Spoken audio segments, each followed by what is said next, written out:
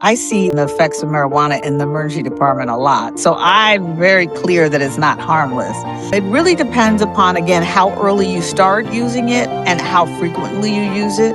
It's normally short-term memory problems, decrease in people's IQ, problem solving. It would look like an early dementia. She blinded me with science. She blinded me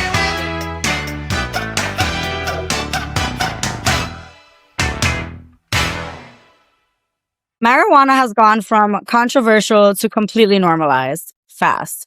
It's in gummies, drinks, oils, marketed for sleep, anxiety, recovery, even focus. And CBD in particular is often seen as the safe version. But here's the reality. Just because something is legal or widely available doesn't mean it's risk-free or even well understood in this case. And what we often don't hear about is what's showing up on the clinical side of things. Today, on What the Health is Happening, we're talking about marijuana versus CBD, what they actually do, how different formats affect the body, the difference between medicinal and recreational use, and some of the very real issues being seen in the ER. Not to scare you, but to give you a clearer, more informed lens. We're here with Dr. V on What the Health is Happening, and I'm so excited to see you again and have this great conversation. How are you feeling today? Are you excited for this? I'm doing great. Yeah, I'm doing great. I'm excited about this conversation.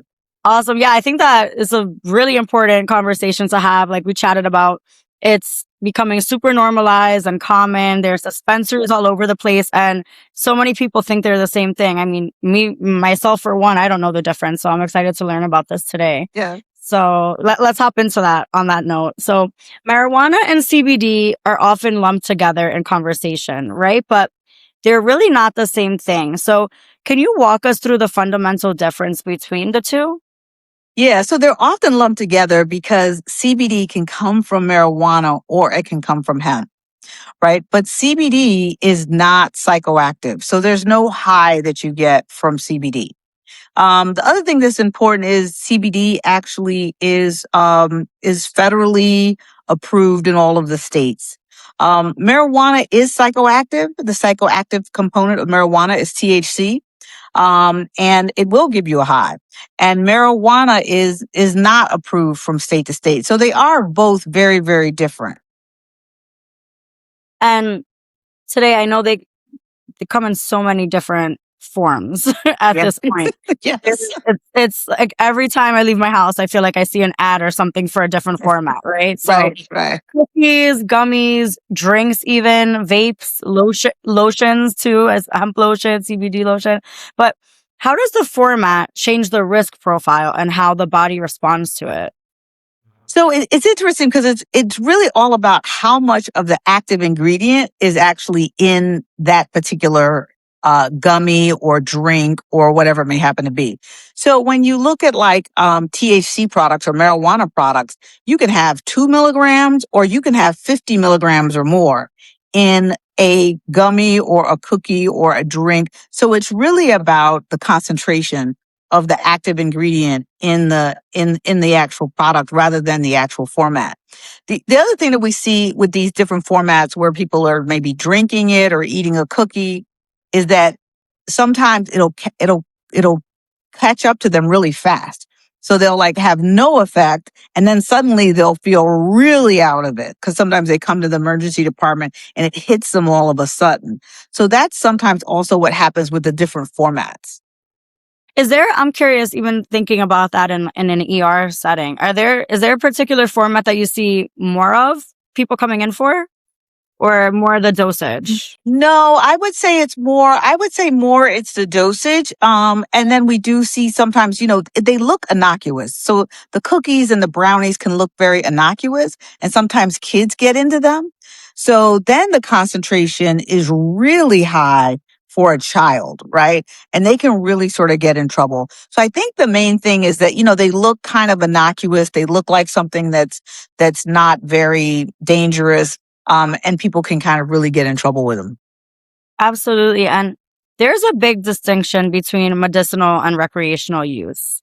So Yes. from a physician's perspective, what are the legitimate medical uses that you support? And where do you see people crossing into territory that is a little concerning for you? Yeah, so the legitimate uses for marijuana that we've actually seen are things like when people have they're on chemotherapy and they have really bad nausea and vomiting, or they have really poor appetite, and not as problems with weight gain. You can also see it for use with MS when people have a lot of problems with spasticity and shaking. And then for CBD, we have seen that used, medically in seizures, and things along that line. So those are sort of the medical uses for marijuana and CBD.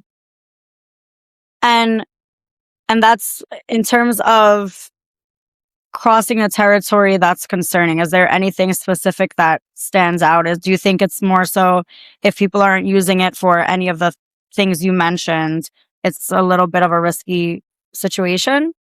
Yeah, well, I would say this is that we find that like people get into more trouble with marijuana the earlier they start using it.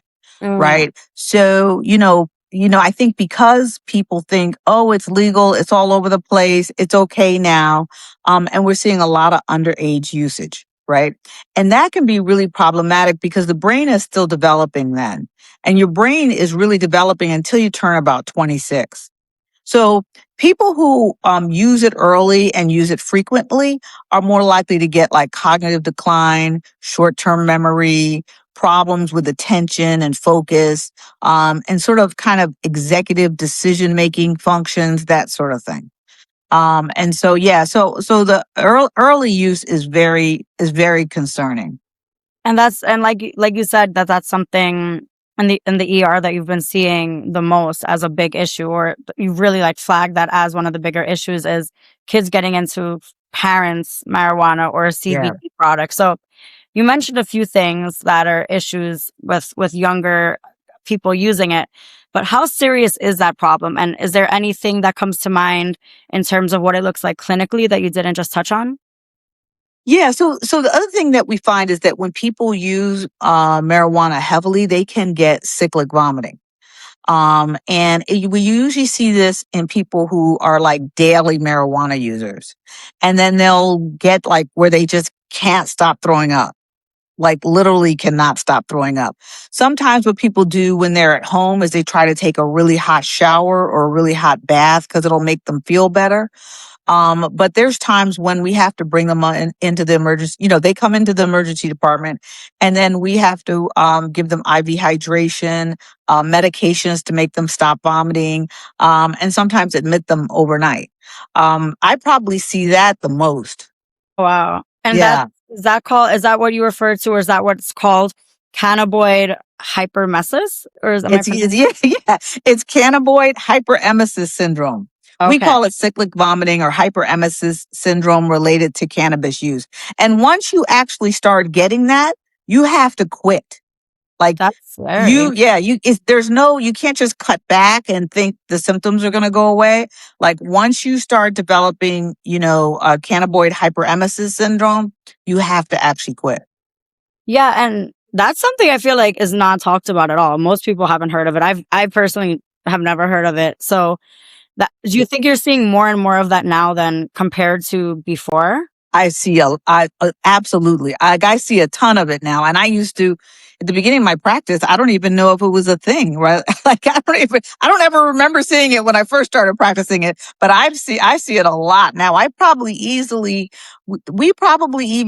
have patients almost every day that come in with hyperemesis syndrome Wow. in one of our emergency departments. Yeah.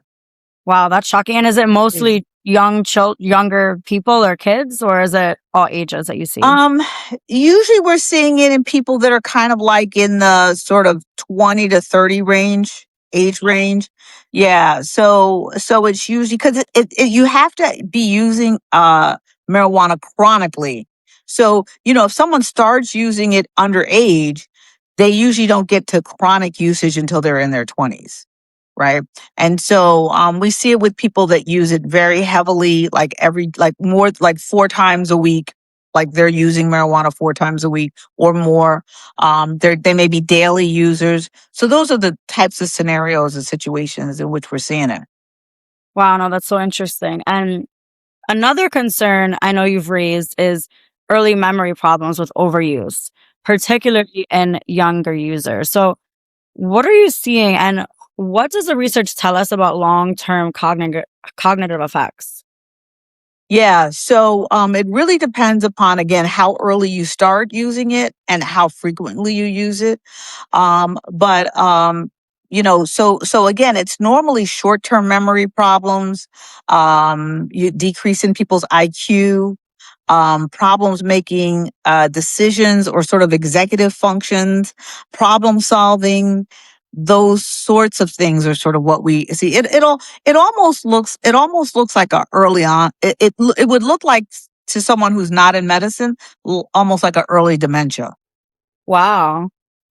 That's so shocking to hear, because Yes.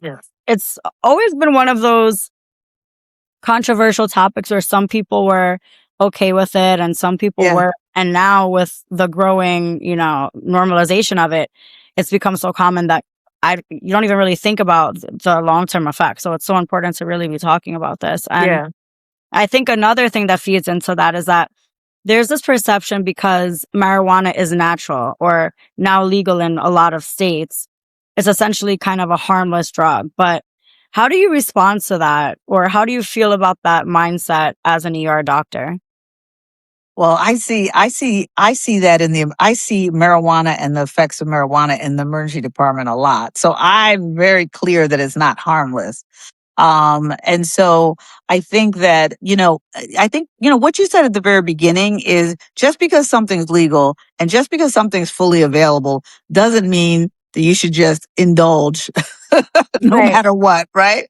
And so, I sort of tell people is, look and try to think about, what are you actually, what is it? Why are you actually using it? And what is the benefit that you're actually getting from this? And could you get that benefit some other way? Right. Mhm. And I think that, and really, in the emergency department, I mean, we see the effects of not just marijuana, alcohol, cocaine, heroin, all types of chemicals that people actually use. So you just want to think about, well, why am I using this?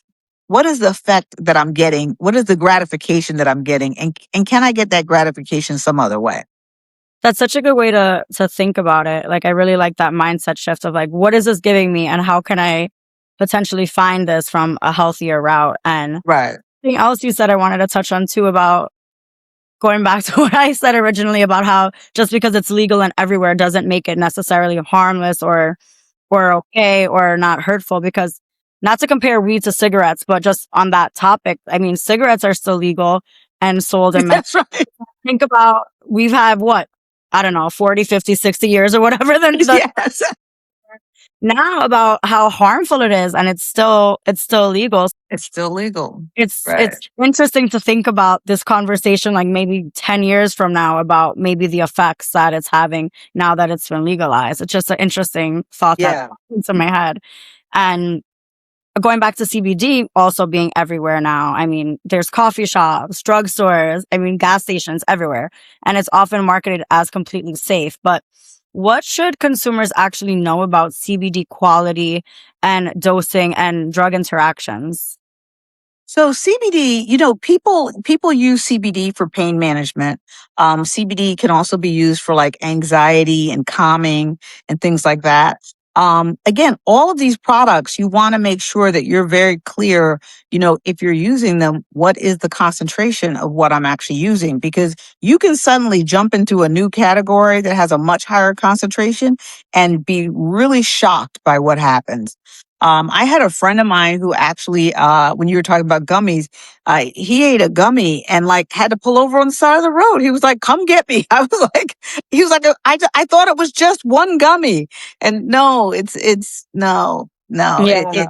it can be a lot more than you actually think. So I think for a lot of people, especially out here when people are driving, there's a lot of impaired driving. Just like we see impaired driving with alcohol, we see impaired driving with marijuana products. They're going to have a breathalyzer for marijuana that's actually coming to market. So because the police are stopping people and, they may be negative for alcohol, but they're clearly intoxicated for something. And so, we also see that in the emergency department when there's car accidents or accidents that involve pedestrians that may be, high or have recently ingested marijuana or a marijuana product. And going back to, I'm curious about this because I know we talked about dosage. So do you think it's safe for just a lower dose and people are just maybe taking too much of it at times? So I think what I normally see in the emergency department is people don't know what they're taking. Exactly. It's more of a complete, like, I don't even know what I'm taking. Exactly. Yeah. And then they're kind of caught by surprise, right? And so I think, because I don't think people think to necessarily read a label or ask a question, right? And so, yeah, I think that's really important. So I sort of get it more where people just don't even know what they're taking. Yeah. And it's so interesting too, because this isn't really something I had thought about until this discussion with you. But if you think about it, marijuana, whether it was medicinal or recreational, it wasn't legal before recreationally. So people, Right. you really didn't know what you were getting, right? You You're really probably didn't know. off Yes. the street or whatnot, right? But now, Right. for example, I live in front of a huge dispensary. So I leave my house and I see the dispensary right away. And I think people go in there and they think they know what they're getting, but they don't know particularly maybe about the right dosage or CBD or marijuana or the differences. And they're just saying like, oh, let me get this, or, oh, maybe I like this label or whatever. And maybe just Right. not really still understanding what they're taking. I mean, I went into the dispensary to get the CBD gummies for my dog because he Yeah. was like, having anxiety. If I put him in a car, he gets super anxious. And I remember I gave him one and it didn't do anything. So I gave him another one and he threw up. And I was like, I felt so bad. I was like, we're not giving you these anymore. But it just made me think of that because you really don't know the dosage and like what exactly is in it. Yeah. Well, so the other thing is that now, because it's legal in certain states and they're kind of farming it, right? You're getting marijuana with really, really high concentrations of THC because it's being farmed that way, right? And so, it's very different from marijuana that people maybe used in the 60s, right? That was growing out wild. And so, it's a whole different world. And so, I tell people, I really, I know I said it earlier, but I'm gonna say it again. Why? So look at why and see if you can find some other way to get that particular gratification that you're getting from, particularly the marijuana. Do you know what I mean? CBD has less issues because CBD, again, doesn't give you a high. But when you're talking about marijuana, it's like, how can you get that feeling of relaxation or whatever you're trying to get and get it in a safer format? Absolutely. And for listeners who do choose to use marijuana or CBD recreationally, what does enjoy responsibly actually look like in practice for that scenario? For me in the emergency department, it's hard for me to actually say what responsible looks like. Because I see so many issues. I'm not sure what enjoy responsibly, uh, I'm not sure what enjoy responsibly actually really, really looks like, to be quite honest. Do you know what I mean? I think, it's interesting. I see everything bad that happens. Right. So, you know what I mean? I'm not, and honestly, I would say the same thing. Like, can you really enjoy cigarettes responsibly? No, right? Your cancer risk goes up as soon as you start smoking. So I don't know, for things like that. I don't know if there is a real, enjoy responsibly Absolutely. avenue. Yeah. And it is interesting because you're seeing probably the scariest cases of things because it's emergency. Right. It's not even like a checkup and maybe it's emergency. You're seeing the worst case scenarios, I would assume, in a lot of times, a lot of, interaction. Yeah. Yeah. I mean, I think for those people that, really have side effects related to chemo, really have, a really bad MS and problems with gaining weight and, wasting from whatever disease they're dealing with. I think that, those are folks that can really get some benefit from marijuana. Everybody else, I think, should probably maybe pick something else to do that gives them the same effect. Exactly. No, for sure. And Is there anything that you think we should be talking about on this topic that the public is missing, whether it's either policy, equity and access, the rise of synthetic cannabinoids, or anything else on your radar from the front lines? The main thing that I see this from the front lines is make sure the kids don't get into this. Like we've had some really, really scary cases with kids, right? Because usually when they get into it, the parents don't know that they got into it. And then they just come like floppy babies. Do you know what I mean? And so, and then we're looking for everything, right? We're like, well, is there a tumor? Is there an infection? We're kind of going all over the place. And so, I think that the main thing that I would actually tell people is just, if you do purchase, especially some of these products where they're brownies or cookies and they look enticing or colorful gummies, make sure to keep them away from the kids. Yeah, and it's so easy especially the way it's marketed, like you said, cookies or gummies or Yeah, it's like, of course, the kid is going to reach and want to grab it and have right. some of it. It looks like it's marketed for kids half of the time. Right, So right, exactly, exactly. really think about it. Now that's a policy that I think we could actually really do something about is like how to make this stuff more safer so that the kids don't actually get into these things. Absolutely. And I mean, I don't know off the top of my head, to be honest, like if the packaging says this or not, but if it does, I'm sure it's in fine print. Like it should probably be marketed big on whatever the product is, Right. like not for kids' use, because Yes. a kid might not intentionally be trying to do something wrong and then, end up in Right. because it looks like a cookie. So, Right. And the same thing I think with underage use, right? Right. I think that, people think, oh, since it's legal, I can give it to my 16 or 17-year-old. I think people really need to stay away from underage use. The brain is really still developing and it's a really important time to protect your brain.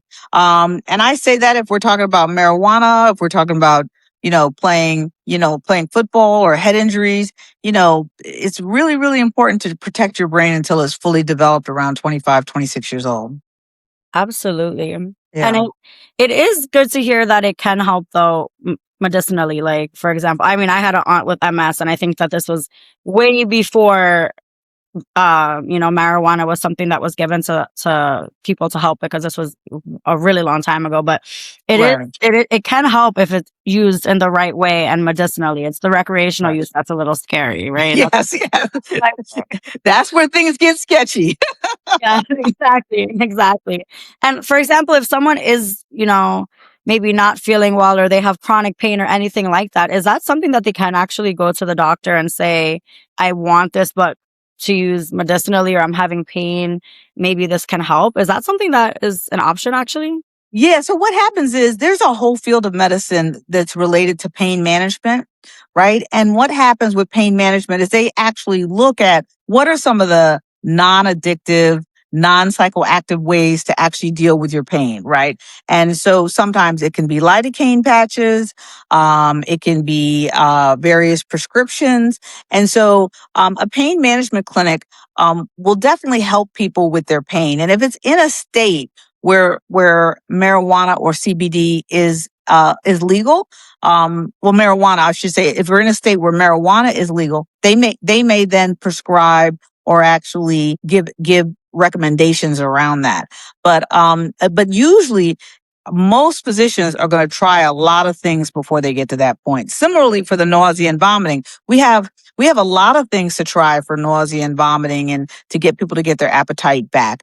And, we'll try those things before we'll necessarily go to marijuana. Marijuana, legal medicinal use of marijuana is not a frontline agent in really any of the things that we've discussed, right? But I think it is important because if you're using it for medicinal use, you have a lot of other medications that you're taking. You may have more than one disease that you're managing, right?